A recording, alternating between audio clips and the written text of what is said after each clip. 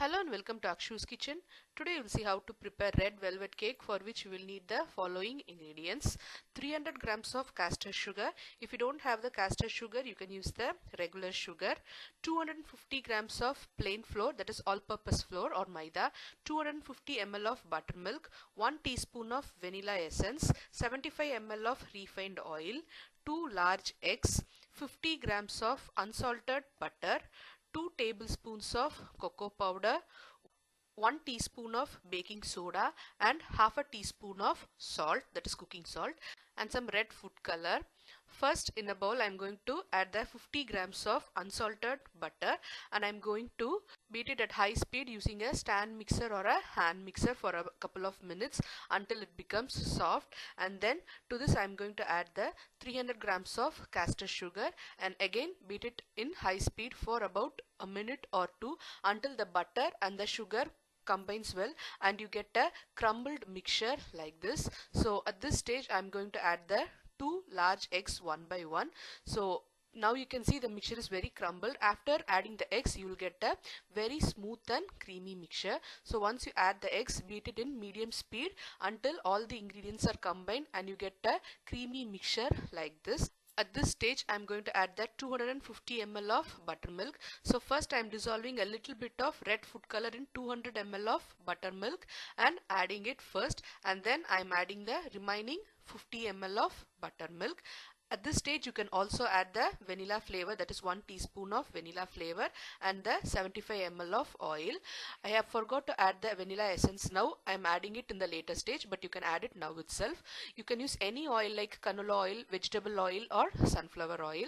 So once it's all mixed, add the 250 grams of plain flour or maida along with the 2 tablespoons of cocoa powder, 1 teaspoon of baking soda and half a teaspoon of salt, and beat it in low speed for a minute until everything is combined well. After adding the flour you should not beat it in high speed, so I just used a low speed to combine it together and then using a spatula to mix it thoroughly. So as I already said, I am going to add the vanilla essence now because I have missed it in the previous stage. So once you combine all these well, the batter for the red velvet cake is ready. Transfer it to a 8-inch baking tray lined with baking paper. I am just adding half of it.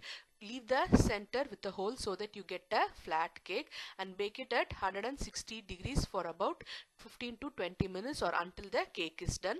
Repeat it with the second half batter as well and have 2 cakes ready. Next, for the icing you will need the following ingredients: 175 gram of cream cheese, 250 grams of mascarpone cheese, 150 grams of icing sugar and 250 ml of heavy cream, that is double cream. So first, in a big bowl I am going to combine the 175 gram of cream cheese and the 250 grams of mascarpone cheese and mix it well at high speed in a hand mixer or a stand mixer for about 2 minutes until it's combined really well and it's very creamy. Now add the 150 grams of icing sugar. I'm running it through a sieve so that there are no lumps. I'm also adding about 2 teaspoons of vanilla powder, which I have not mentioned in the ingredients list. You can also add 1 teaspoon of vanilla flavor essence if you don't have the powder, but powder gives good consistency than the liquid. So once this is all combined, finally add the whipping cream little by little, making sure not to loosen the mixture very much, and keep on beating it continuously while you keep on adding the heavy cream little by little. So once this is all combined, the frosting is ready. You can also whip the cream separately and fold it with the cheese mixture if you find this to be difficult. So once the cream is ready, I'm going to apply a little bit of it on top of one of the cake and then place the other cake on top of it and press it well so that they are sealed thoroughly. Using the remaining cream, I'm going to fill the entire cake completely on top and the sides of the cake and level it equally and decorate it with some dried raspberry pieces just to match the color of the red velvet cake. You can also serve it as such, but this gives some little color to the cake. For the usual cake, this is a very unique and different recipe with a punch of the buttermilk and the cocoa powder. Try it and you'll really like it. Thank you for watching Akshu's Kitchen.